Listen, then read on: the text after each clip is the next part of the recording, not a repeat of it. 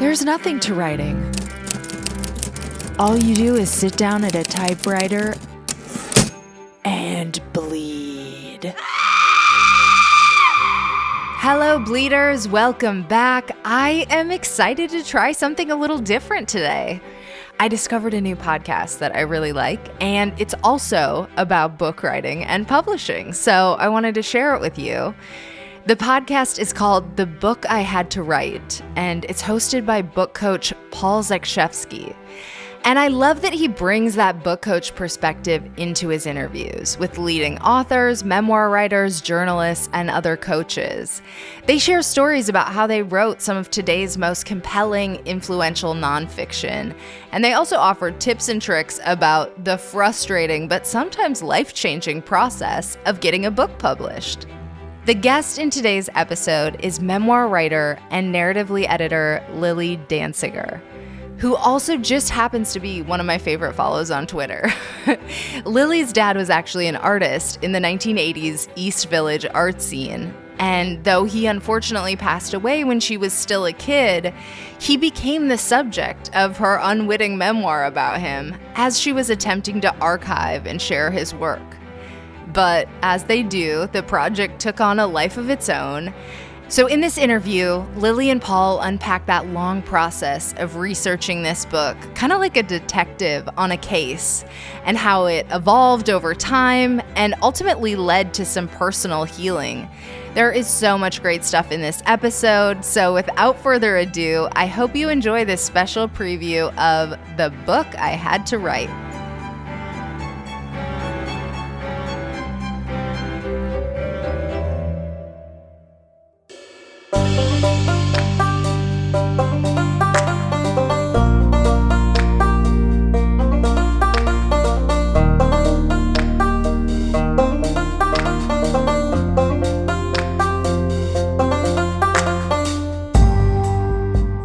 I really thought I had dug deep and put myself in there. You know, I had started calling it a memoir. I had put a bunch of my own perspective in there. I really thought I had done it, you know, and then she's like, "Where are you here?" It's like, like, what? Why? How? You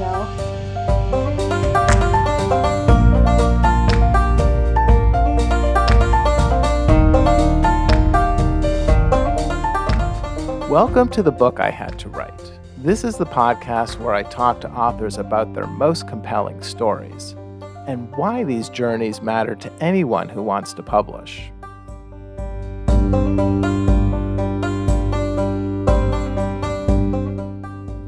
I'm Paul Zakrzewski. I'm a writer and a book coach. We're just finishing up the last couple of episodes of Season 1, and I've been thinking about how difficult it can be for many writers, myself included, to put our stories front and center. That was the case with today's guest, Lilly Dancyger. She's written about the challenge she had accepting that her story really had to be a memoir. First, a little background. Lilly's father, Joe Shachtman, was a talented and very original artist and sculptor. He was part of the East Village art scene in New York during the 1980s. It's the same scene that produced people like Keith Haring, David Wojnarowicz, and Jean-Michel Basquiat. By all accounts, Joe was a caring father, but he also wrestled with his own demons, one of which was a heroin addiction. He died when Lilly was only 12. When she set out to write the book that would become Negative Space, her intention was just to collect Joe's art and describe his life. But every new piece of information she uncovered just complicated things. It forced her to confront her grief and anger over his addiction and early death. Quote, "I kept saying the book I was writing was an artist monograph. But every day the words stared back at me, so clearly, defiantly, a memoir." In today's show, we talk about that difficult journey to fully inhabiting your story. And we talk about how treating your book as a detective story can really set things in action. In addition to Negative Space, Lilly Dancyger is also the editor of the anthology Burn It Down, Women Writing About Anger, and she lives and works in New York City.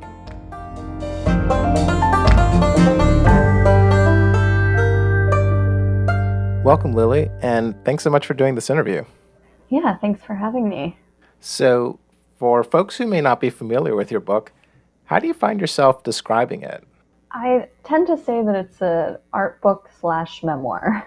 A little bit of a hybrid beast where I tell my father's life story through his artwork, and then also the story of the 10 years that I spent interviewing everybody who knew him, people who were part of the East Village art scene in the 80s, and my mom and friends and all of that, to try to kind of get to know him years after his death when I was 12 years old. So, your dad is this really fascinating, interesting artist, and you include some of his artwork in the memoir. Can you talk a bit about the sort of art that he did, the sculptures, the prints? I saw in your book that one person described it as being disturbing. Yeah, yeah.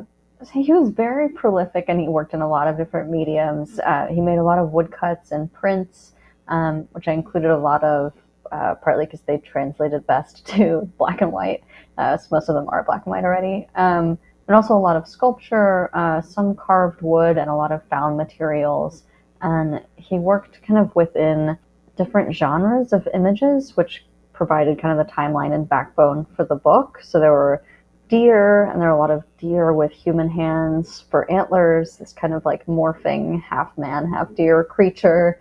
There are a lot of birds, rabbits, and then a lot of women, like female figures, and a lot of those were based on my mother. So I used those images to kind of tell the story of their relationship. And some of them are beautiful and romantic, and a lot of them are kind of dark and a little creepy.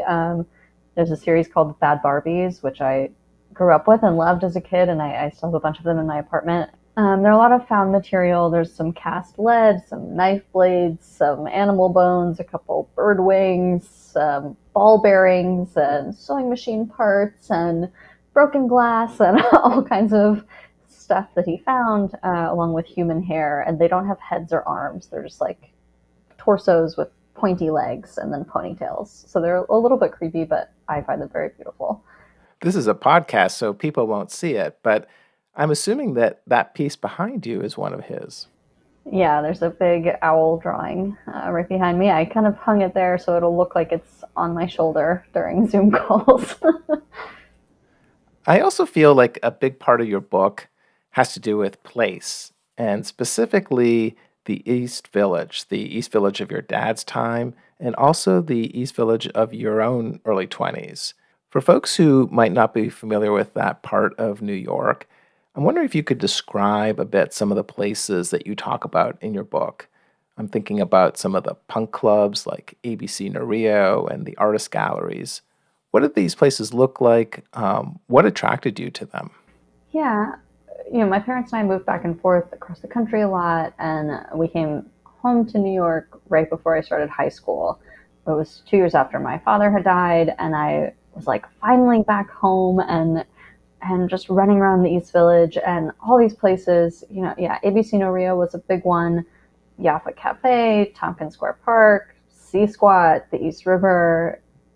All these places just felt so raw and visceral and immediate and free, and like they were just dirty and full of artists, and you could go and hang out in these places and not have to spend any money. So I could go as like a broke 14-year-old and just hang out with the weirdos from all walks of life, and there were other teenagers and there were adults who were like kind of on the fringes of society in various ways, musicians and artists, and just neighborhood people who like were amused by the fact that there was this little band of us, like 14-year-old girls running around. How aware do you think you were at that time in your life that you were trying to connect to your dad through visiting his old stomping grounds?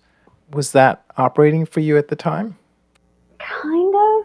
Yeah, my dad spent a lot of time in the East Village in the 80s and early 90s, and then I was back there. This was like the early 2000s when I was there as a teenager, and I definitely was aware of the fact that it was home, and that I had this like familial stake in it. It felt like I was where I belonged, which was part of why I just flung myself into it so completely, and was so immersed in this world that I like didn't have time to go to high school and dropped out pretty quickly, and just spent all my time in these places, mostly Tompkins Square Park. But I think it was also less about it being where my father had been and more about it just being what was familiar. And it felt like my childhood, and these DIY spaces that I was in as a kid with my parents, and it just felt like correct as opposed to, I had been in the suburbs in California previous to that, which just felt very incorrect and like isolated and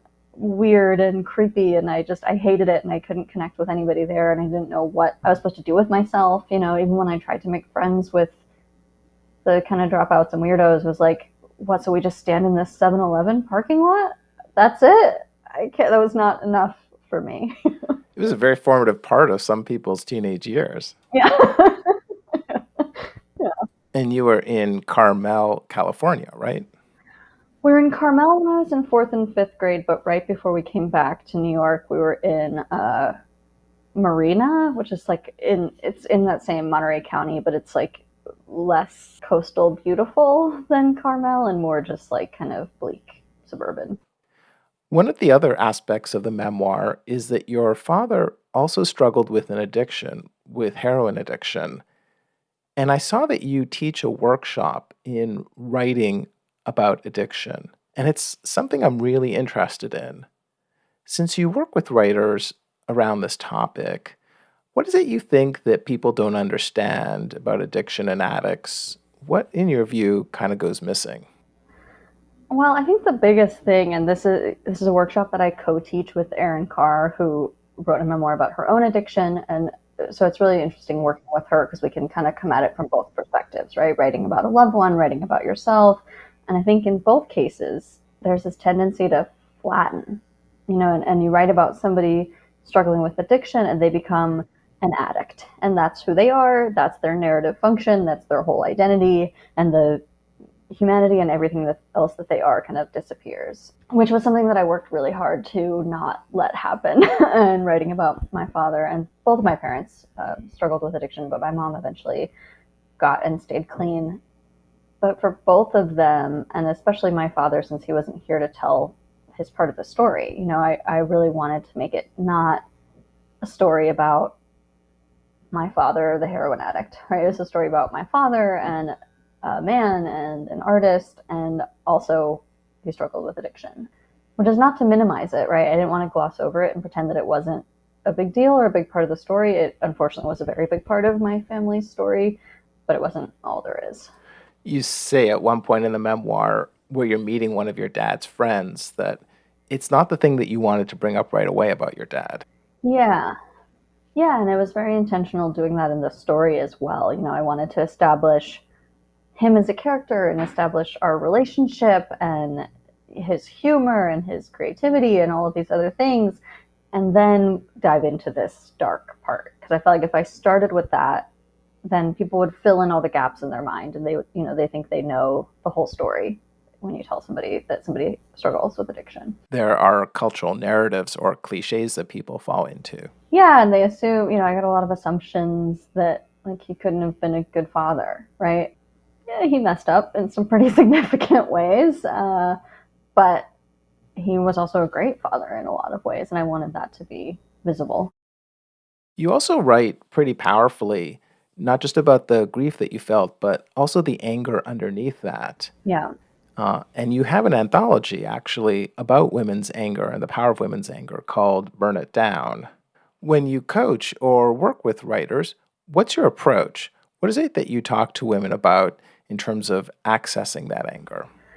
Yeah, I think a big thing that I talk about up front, that I think is, it's sometimes the first time people are hearing it, but just to say that you are allowed to feel anger, right? And that anger is not on its own any more taboo or dangerous than any other emotion, right? It's not any more shameful. It just is. Sometimes you feel sad, sometimes you feel happy, sometimes you feel angry. And that with women especially, if you get angry, there will be 100 people jumping to tell you you're being irrational, you're being overly emotional, you should just calm down, etc., etc. All these ways that women are socially conditioned to be people pleasers and peacekeepers and accommodating and all of this stuff. So I start out by just talking for a little bit, like just naming these things, right? And pointing out all of the reasons that it's socially inconvenient for women to get angry, and that's all the more reason that we should. And also that, for all those accusations of irrationality and all of that, anger is actually a supremely rational reaction to a lot of situations. And just acknowledging that and saying, like, yeah, this is not me just being unhinged or a crazy woman or whatever. This is like, I'm angry because I've been wronged. And that's completely reasonable. I can kind of see a light bulb going on a lot of times talking about that, and then we do some writing exercises, and I kind of push them to locate the physical location of anger, because a lot of times you feel it in your body before you're able to really articulate it. So I like to start there.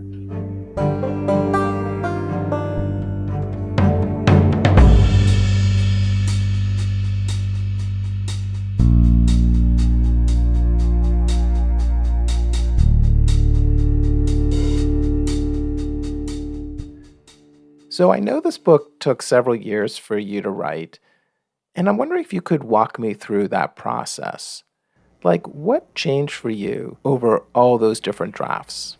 Yeah, it took a long time. When I initially conceived of it, I intended to write an artist monograph about my father, like a very straightforward art book with images on every page and his story kind of woven in to contextualize the art. And my motivation really was just to archive and preserve and share his artwork. And I wrote, a full draft of that, and I did the layout myself and the design and everything. And then I was like, okay, I did it. I wrote a book. I thought I was done. And everybody who I showed it to, this was actually originally my undergraduate thesis. That's how long ago I started writing it. That's amazing. Yeah. Yeah. And so I showed it to, my thesis advisor and a professor who was a mentor of mine. And they both were like, okay, like, this is cool, but why? Basically gently asking, who cares about this artist that nobody's ever heard of from 20 years ago? Why are you telling this story? And they were like, you researching your own father is the thing that's interesting about this. That's the thing that is going to make people invested and want to pay attention. So they pushed me to put more of myself in it. And that was the beginning of a many-year-long process where I kept adding a little bit more of myself and then thinking it was done, and then getting that same feedback again and adding a little more and a little more and a little more, until finally I was like 8 years into the process, and I was like, okay, I must be done now. I went to the Tin House workshop, and I did a manuscript consultation mentorship with Melissa Febos, who is an author I really admire and respect. And she read the whole thing, and she told me the same thing. And something about hearing it from her and just the way that she articulated it. Did she want more of you in it? Yeah. And I really thought I had like dug deep and put myself in there. I had started calling it a memoir. I had put, a bunch of my own perspective in there. I really thought I had done it, and then she's like, where are you here? It's like, like, what? Why? How? But she was the one who finally suggested or pointed out to me that I had been trying to just sneak in little bits of my own story around my father's story, but that it was still really his story. And she was the one who was like, you need just a whole separate storyline that's like just you, not just pegged to what you're talking about in his life, but like just tell us some of your own story. I finally was like, okay, fine. So I deleted like a third of what I had, and I wrote like 30,000 new words, and that's all the material about me as a teenager going to ABC No Rio and dropping out of high school and going to college as a high school dropout and ending up in journalism school and hating it and bartending and getting married and, basically everything that's in there that's me outside of, just the interviews and talking to people about my father. That came last. But then once I wrote all that and put it in there, it all kind of clicked into place in a way where I was like, oh yeah, duh, this whole thing is about me kind of mirroring him and following in his footsteps in some ways and fighting hard against those footsteps in other ways, and how being his daughter has shaped my life, basically. But it took me, like 11 years to get there. I love that story. It's so helpful to hear, both as someone who coaches other writers and also as a writer myself. It mirrors so much of my own journey. It's also something I see other writers struggling with. Mm-hmm. Often people come and they say, I want to write a book about this parent or that person. And the question always is, well, where are you? Hmm. And I think there's a psychological shift that has to happen. Absolutely. Especially, I studied journalism in school and I set out to write an art book, not a memoir, so it was like I kind of got dragged sideways into writing memoir, and that was like not what I intended to do, and it was not comfortable for me to take that center stage, but it became clear that that was what the project was demanding. So I eventually had to do it. And yeah, I also, I work as a developmental editor. I work with a lot of writers. And surprisingly, since this is what my book is, I get a lot of writers who are, writing family stories or investigative memoir or whatever. So I find myself giving that same advice back to people a lot. I'm like, I know this is not what you want to hear. I've been there, but you've got to take the plunge. Yeah. You need to take up space. Yeah. The other thing I want to ask you about has to do with the voice or narrative stance of your memoir. It's something I really liked. Mm-hmm. Before reading your book, I had been reading a series of fragment memoirs, books like Abigail Thomas's Safekeeping and Another Bullshit Night in Suck City by Nick Flynn. And these books depend on a lot of white space and on the reader bringing her own interpretation to these spaces. Mm. I feel like the voice in your book is much more of an essayist voice, a voice of reflection that is constantly analyzing along with describing events. Is that a voice that you developed right away, or is it something you backed into over successive drafts? Yeah, interesting question. I'm not really sure. I mean, I've definitely completely transformed as a writer over the process of writing this book. I feel like I was perpetually like chasing what the book needed and then developing the skills to do that.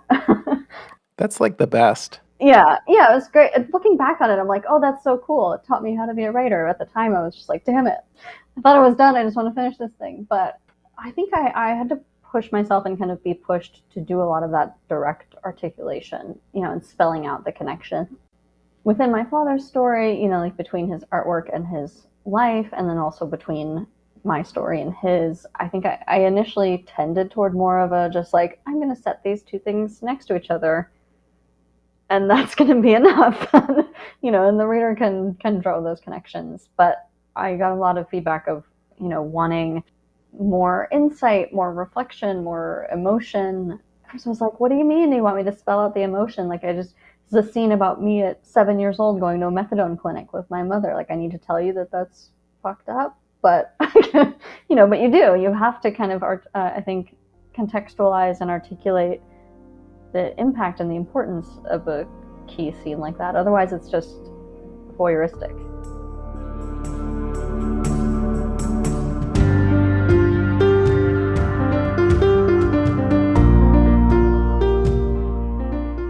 There's a photograph of my father laughing on the last day I saw him alive. It's in a 2-part frame with a picture of me also laughing, taken in the same moment. His hand is over his mouth, covered in nicks, cuts, and calluses from working with wood and concrete at his construction job and in his art studio. Our faces are both red from laughing until we were gasping for air. I look at these photos and try to hear the sound. Sometimes I can remember his laugh, and sometimes when I try, there's just silence. I can't remember what was so funny either, but I remember how totally enraptured and entertained I was by him, and how proud to know that he felt the same about me. It was Easter Sunday, 2000. I was 11, almost 12. I hadn't seen my father in half a year, and we were living on opposite sides of the country. My mother had brought me to San Francisco to spend the weekend with him.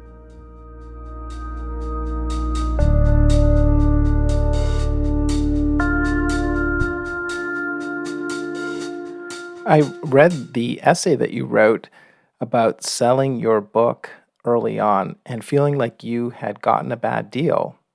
You sold your book in 2016, and then you decided that the contract wasn't a good idea. Why wasn't that a good fit for you?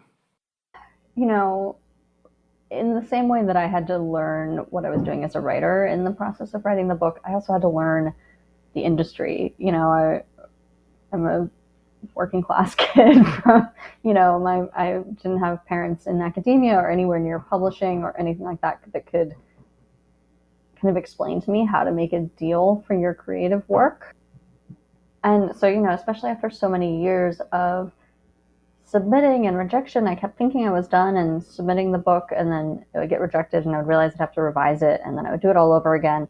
And so by that time, that was like the fourth or fifth round of these submissions, and I was submitting to small presses because I had kind of understood that the agent route was not really going to work because I was not writing about an artist that anybody knew about.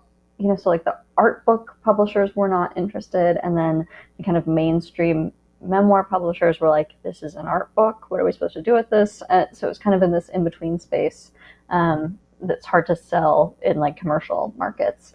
And so I started querying small presses, but I had no idea at the time how much variation there is in kind of the size and quality of small presses, where some are legit and amazing and independent and working outside the parameters of commercial publishing, but like in a really, or mainstream publishing, I guess it's still commercial, but the big four, in ways that allow them to be nimble and creative and take risks. And some are just like one guy in a garage, which if your goal for the book is just to publish the book and have it printed as a physical object, that's fine. But by this point, I had been working for so long and I had bigger ambitions by then. I wanted this to be my debut in a way that would be the beginning of a longer career. I had other books I wanted to write. I wanted it to find readers other than people who already knew my father. I knew I needed some support in terms of like marketing and distribution and all of those things that a publisher is supposed to do for you, or at least help with. And anyway, that's kind of a long-winded way of saying that this small press that I found, which was the first acceptance I got, which of course is so exciting, that I kind of rationalized their various caveats. But after the initial thrill wore off, I realized, okay, they're not going to help with marketing and publicity at all. They don't do distribution, which is, the getting the books actually into the bookstore, which the marketing and publicity, I was like, I can swing it. I live in New York City. I had made some industry connections by then. I was a freelancer, but distribution, it's like, that's out of my wheelhouse. I don't know how to do that. And so that's when I started getting worried. And then it turned out they also were not even going to actually edit the book. They just were putting what I had sent into layout. And so then I was like, okay, well then what are you doing exactly? Where? And so I canceled the deal, which was one of the scariest leaps I've ever taken in my life, was pulling out of that deal, but it ended up being for the best. I got a much better deal with a much better small publisher, I guess 5 years later. And they did a beautiful job. The book looks really nice. It feels great in your hand. What's been the result of seeing your book out in the world? It's, it kind of was my entrance. I finally got to present this thing that I had been working on for so long, and I finally got to bring it out into the world and kind of establish myself as part of this world, as an author. It's difficult when your life's work is a Word document that just lives on your computer and nobody has ever seen it. And I'm so sympathetic. I know there are so many writers who are in that gauntlet right now, working on a book for years and years and years, and it's not out yet, so they feel like they don't have anything to show for all their hard work. And just have to keep saying, I'm still working on it, I really am. And it's hard to keep going with that, but then to finally get to show it and say, see, I really was writing a book that whole time. Yeah, I'm not a layabout. Yeah, it's a huge relief. Just, it feels like validation. And it led to a bunch more work. It led to an adjunct teaching gig at Columbia, which has been so fun. And it led to a book deal at a Big Four for my next book, which I'm working on now.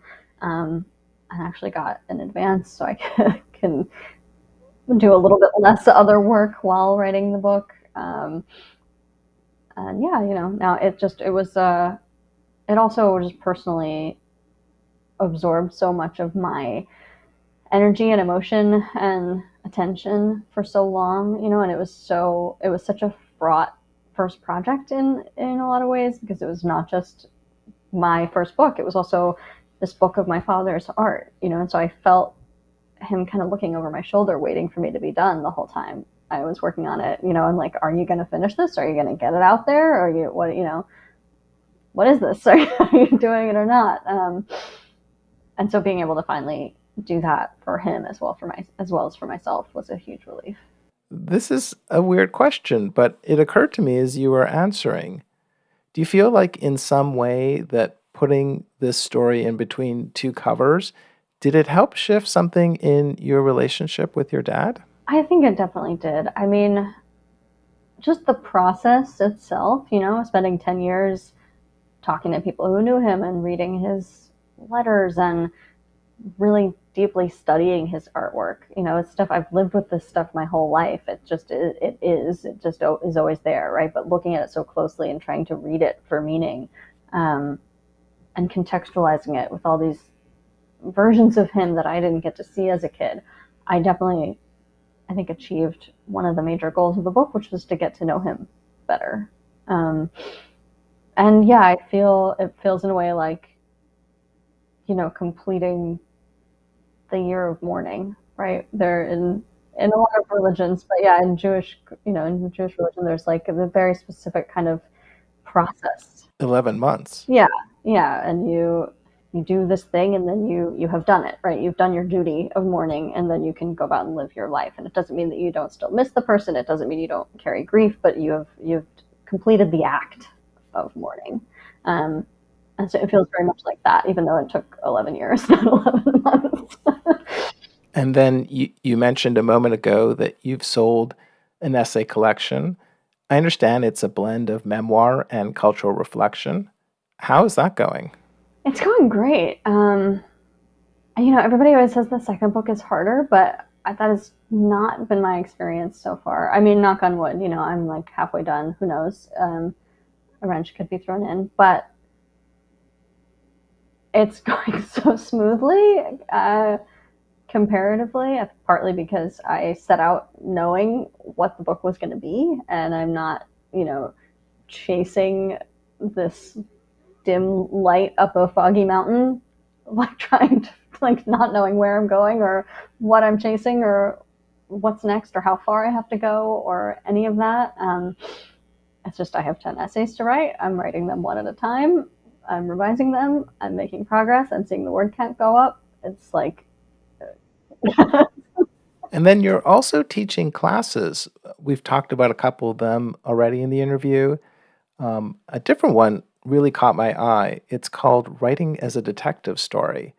Can you tell me a bit about that? How is writing a memoir like a detective story? Yeah. So the whole philosophy behind that class came really from having to answer this question in my own story, right? The who cares, right? The fact that the story itself was not enough, right? And that when I first just recorded my father's story, it was interesting to me because he was my father, but it was kind of flat. Like there were no, they call emotional stakes. Why do readers care? Why are they going to keep turning the page?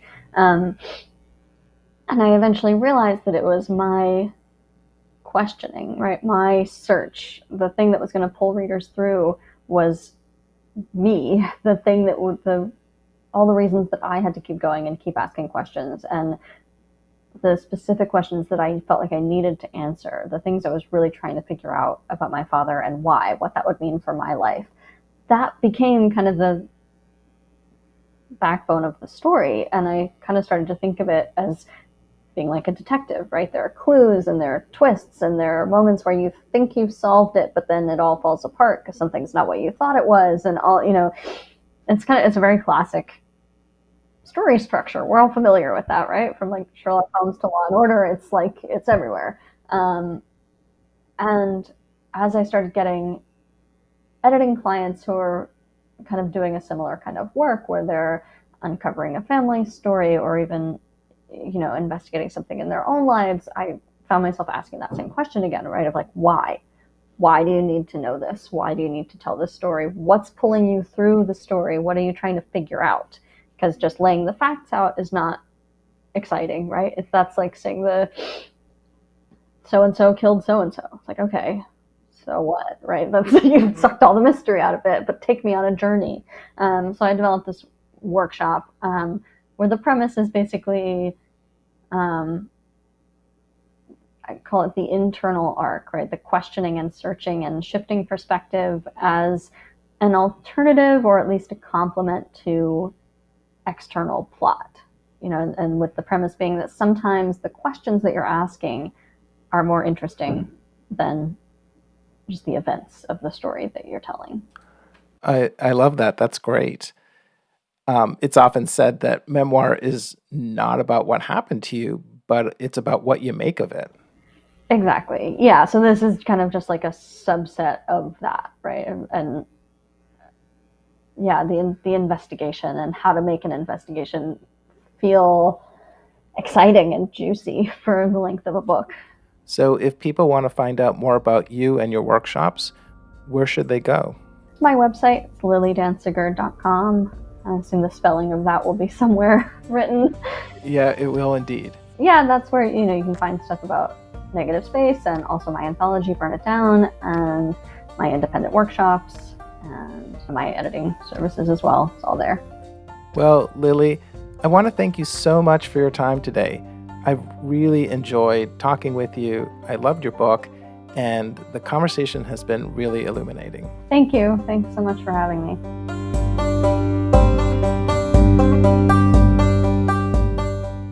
You've been listening to The Book I Had to Write. I'm Paul Zakrzewski. My guest today was memoirist and writer Lilly Dancyger. If you enjoyed the show, then I hope you'll subscribe in Apple Podcasts. I'm always grateful for reviews and for sharing the show with friends. To get a transcript of this and every episode delivered to your inbox, sign up at thebookihadtowrite.com/subscribe. In addition to transcripts, I'll send you information about upcoming episodes, plus special offers available only to email subscribers. If you're working on your own book you have to write, or you want to get started, maybe I can help. Find out more about me and my book coaching at thebookihadtowrite.com/coaching. That's thebookihadtowrite.com/coaching. And thanks for listening.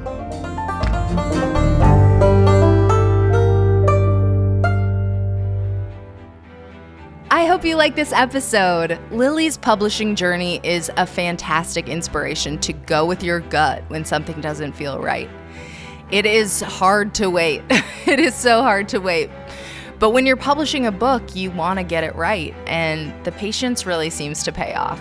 So I love that takeaway, and if you want to listen to more, there are links to the Book I Had to Write website and podcast feed in the episode description.